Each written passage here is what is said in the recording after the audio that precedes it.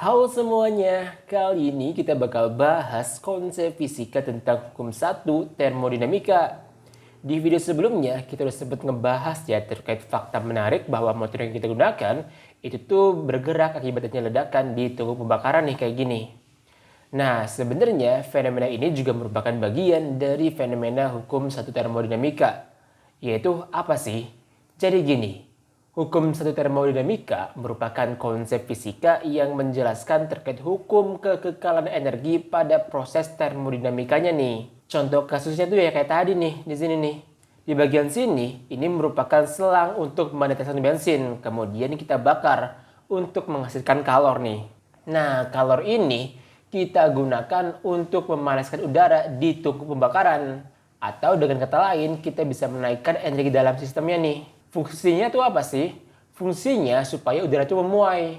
Alhasil kalau udara di sini memuai, maka si piston dia bisa bergerak gitu untuk melakukan usaha. Nah, dari mekanisme ini kalau kita modelkan kurang lebih itu kayak gini nih. Yaitu kalori yang kita bakar digunakan untuk melakukan perubahan energi dalam plus usaha oleh si piston. Berdasarkan hukum kekekalan energi bilang bahwa jumlah energi pada keadaan awal itu tuh harus sama dengan jumlah energi pada keadaan akhir. Berarti nilainya yaitu Q sama dengan W ditambahkan dengan delta U. Di mana Q merupakan kalor, satuannya joule, W adalah usaha, satuannya joule, dan delta U merupakan perubahan energi dalam, satuannya adalah joule. Oke, jadi kita udah tahu nih konsep dari hukum 1 termodinamika. Nah, yang menjadi perlu catatan adalah gini nih. Di sini sistem kan menerima kalor ya, maka dia bernilai positif nih. Tapi kalau seandainya sistem ini melepaskan kalor, maka nilai kalornya bernilai negatif nih kayak gini, minus Q. Kemudian yang kedua adalah usaha. Jika sistem melakukan usaha, maka usahanya bernilai positif. Sedangkan jika sistem dikenai usaha dari lingkungan, maka usahanya bernilai negatif nih.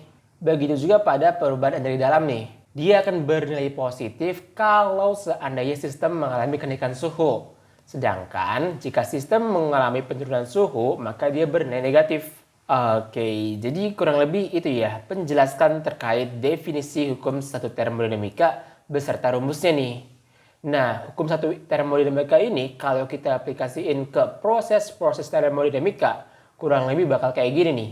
Yang pertama yaitu proses isobarik. Pada proses isobarik, nilai dari usahanya kan P dikalikan dengan V2 dikurangi V1 nih, tambah dengan delta U. Sedangkan untuk proses isohorik yaitu volume konstan, berarti tidak ada namanya perubahan volume atau dengan kata lain usahanya sama dengan 0.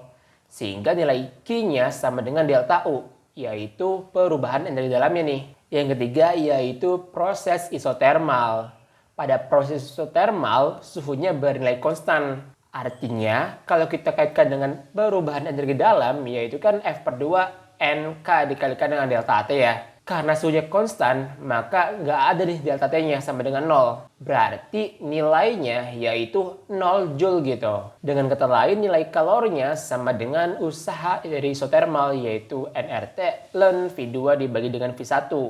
Dan yang terakhir adalah proses adiabatik, yaitu suatu proses termodinamika dengan kondisi tidak adanya perpindahan kalor dari lingkungan ke sistem ataupun sebaliknya. Artinya nilai kalornya itu sama dengan 0 nih. Kalau nilai kalor sama dengan 0, maka nilai dari usahanya akan sama dengan minus delta U nih. Biar lebih paham, coba yuk kita bahas satu soal. Suatu sistem menyerap kalor sebesar 200 Joule. Jika sistem tersebut melakukan usaha sebesar 50 Joule, pertanyaannya adalah berapakah perubahan energi dalam sistemnya nih? Oke, diketahui bahwa nilai Q-nya adalah 200 Joule dan sistem melakukan usaha yaitu 50 Joule. Yang ditanya yaitu berapa sih perubahan energi dalamnya? Jadi kita tuliskan nih yaitu Q sama dengan W ditambahkan dengan delta U.